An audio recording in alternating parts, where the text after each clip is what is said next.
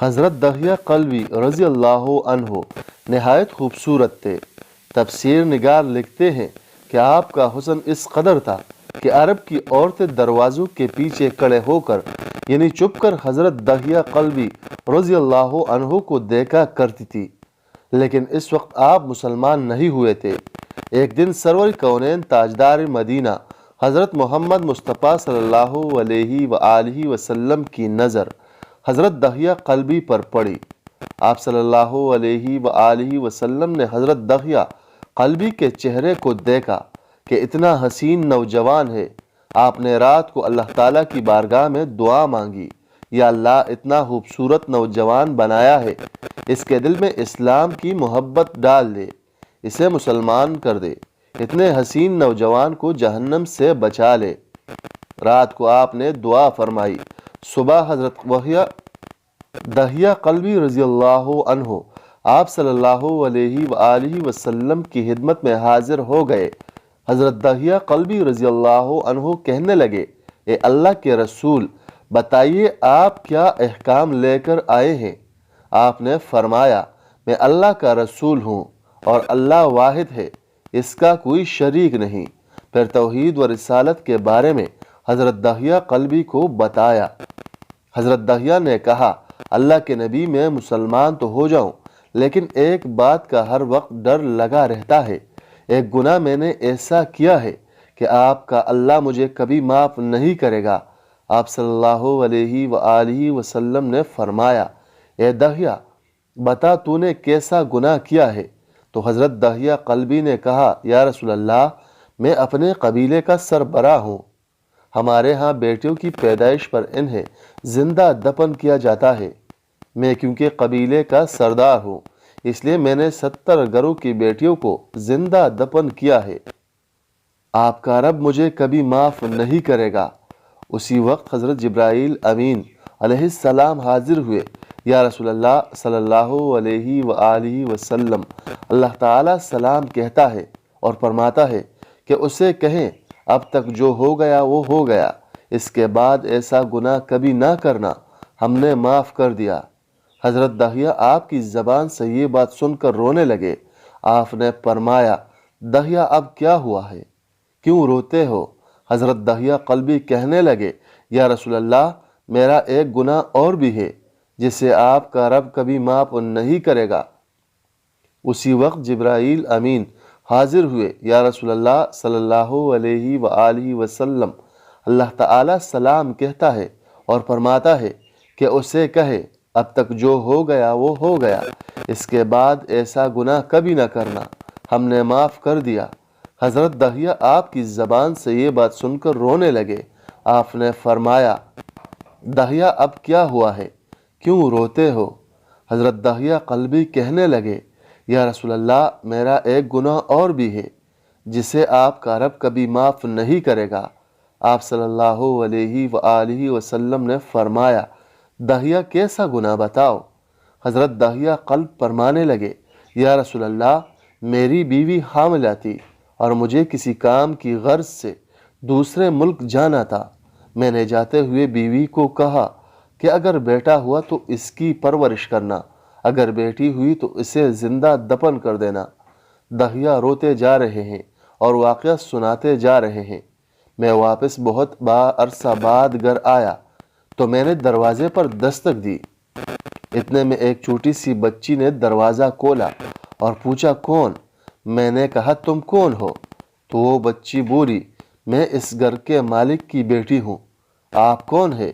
دہیہ فرمانے لگے، یا رسول اللہ صلی اللہ علیہ وآلہ وسلم، میرے منہ سے نکل گیا، اگر تم بیٹی ہو اس گھر کے مالک کی تو میں مالک ہوں اور اس گھر کا۔ یا رسول اللہ صلی اللہ علیہ وآلہ وسلم، میرے منہ سے یہ بات نکلنے کی دیر تھی کہ چھوٹی سی بچی نے میری ٹانگوں سے مجھے پکڑ لیا اور بولنے لگی، بابا آپ کہاں چلے گئے تھے؟ بابا، میں کس دن سے آپ کا انتظار کر رہی ہوں۔ حضرت دہیہ قلبی روتے جا رہے ہیں اور فرماتے ہیں، اے اللہ کے نبی صلی اللہ علیہ وآلہ وسلم، میں نے بیٹی کو دھکا دیا اور جا کر بیوی سے پوچھا، یہ بچی کون ہے؟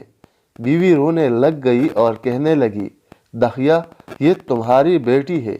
یا رسول اللہ صلی اللہ علیہ وآلہ وسلم، مجھے ذرا ترس نہ آیا۔ میں نے سوچا میں قبیلے کا سردار ہوں، اگر اپنی بیٹی کو دفن نہ کیا تو لوگ کہیں گے ہماری بیٹیوں کو دفن کرتا رہا اور اپنی بیٹی سے پیار کرتا ہے۔ حضرت دحیہ کی آنکھوں سے اشک زار قطار رونے لگے۔ یا رسول اللہ وہ بچی بہت خوبصورت، بہت حسین تھی، میرا دل کر رہا تھا اسے سینے سے لگا لوں، پھر سوچتا تھا کہیں لوگ بعد میں یہ باتیں نہ کہے کہ اپنے بیٹی کی باری آئی تو اسے زندہ دفن کیوں نہیں کیا۔ میں گھر سے بیٹی کو تیار کروا کر نکلا تو بیوی نے میرے پاؤں پکڑ لیے، دحیہ نہ مارنا اسے، دحیہ یہ تمہاری بیٹی ہے، ماں تو آخر ماں ہوتی ہے۔ میں نے بیوی کو پیچھے دھکا دیا اور بچی کو لے کر چل پڑا۔ راستے میں میری بیٹی نے کہا، بابا مجھے نانی کے گھر لے کر جا رہے ہو؟ بابا کیا مجھے کھلونے لے کر دینے جا رہے ہو؟ بابا ہم کہاں جا رہے ہیں؟ دحیہ قلبی روتے جاتے ہیں اور واقعہ سناتے جا رہے ہیں۔ یا رسول اللہ میں بچی کے سوالوں کا جواب ہی نہیں دیتا تھا، وہ پوچھتی جا رہی ہے، بابا کدھر چلے گئے تھے؟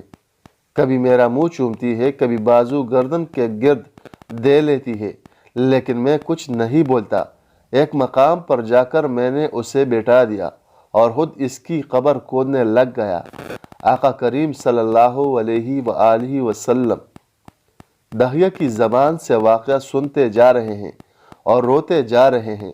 میری بیٹی نے جب دیکھا کہ میرا باپ دھوپ میں سخت کام کر رہا ہے تو اٹھ کر میرے پاس آئی، اپنے گلے میں جو چھوٹا سا دوپٹہ تھا وہ اتار کر میرے چہرے سے ریت صاف کرتے ہوئے کہتی ہے، بابا دھوپ میں کیوں کام کر رہے ہو؟ چھاؤں میں آ جائے۔ بابا یہ کیوں کود رہے ہو اس جگہ؟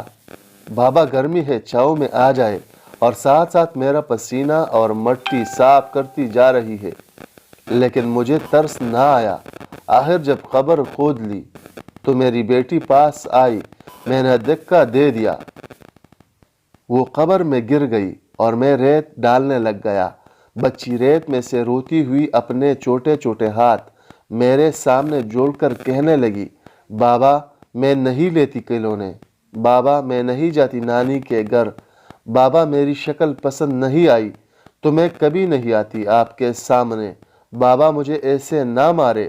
یا رسول اللہ صلی اللہ علیہ وآلہ وسلم میں ریت ڈالتا گیا، مجھے اس کی باتیں سن کر بھی ترس نہیں آیا۔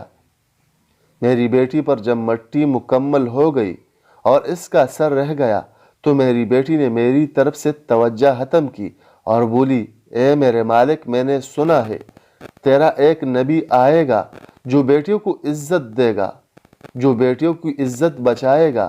اے اللہ وہ نبی بیچ دے، بیٹیاں مر رہی ہیں۔ پھر میں نے اسے ریت میں دفنا دیا۔ حضرت دحیہ قلبی رضی اللہ عنہ واقعہ سناتے ہوئے بے انتہا روئے۔ یہ واقعہ جب بتا دیا تو دیکھا آپ صلی اللہ علیہ وآلہ وسلم اتنا رو رہے ہیں کہ آپ کی داڑھی مبارک آنسو سے گیلی ہو گئی۔ آپ نے فرمایا، دحیہ ذرا پھر سے اپنی بیٹی کا واقعہ سناؤ، اس بیٹی کا جو مجھ محمد صلی اللہ علیہ وآلہ وسلم کے انتظار میں دنیا سے چلی گئی۔ آپ صلی اللہ علیہ وآلہ وسلم نے 3 دفعہ یہ واقعہ سنا اور اتنا روئے کہ آپ کو دیکھ کر صحابہ کرام رونے لگ گئے اور کہنے لگے، اے دحیہ کیوں رلاتا ہے ہمارے آقا کو، ہم سے برداشت نہیں ہو رہا۔ آپ صلی اللہ علیہ وآلہ وسلم نے حضرت دحیہ سے 3 بار واقعہ سنا تو حضرت دحیہ کی رو رو کر کوئی حالت نہ رہی۔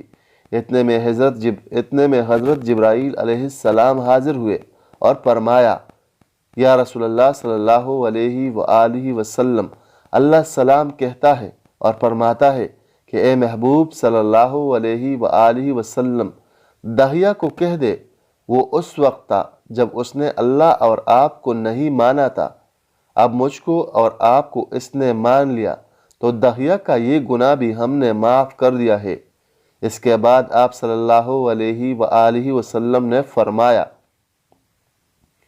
جس نے 2 بیٹیوں کی کفالت کی، انہیں بڑا کیا، ان کے فرائض ادا کیے، وہ قیامت کے دن میرے ساتھ اس طرح ہوگا جس طرح شہادت کی اور 7 والی انگلی آپس میں ہے۔ جس نے 2 بیٹیوں کی پرورش کی اور اس کی یہ اہمیت ہے، تو جس نے 3 یا 4 یا 5 بیٹیوں کی پرورش کی، اس کی کیا اہمیت ہوگی۔ بیٹیوں کی پیدائش پر گھبرایا نہ کرے، انہیں والدین پر بڑا مان ہوتا ہے، اور یہ بیٹیاں اللہ کی خاص رحمت ہوتی ہے۔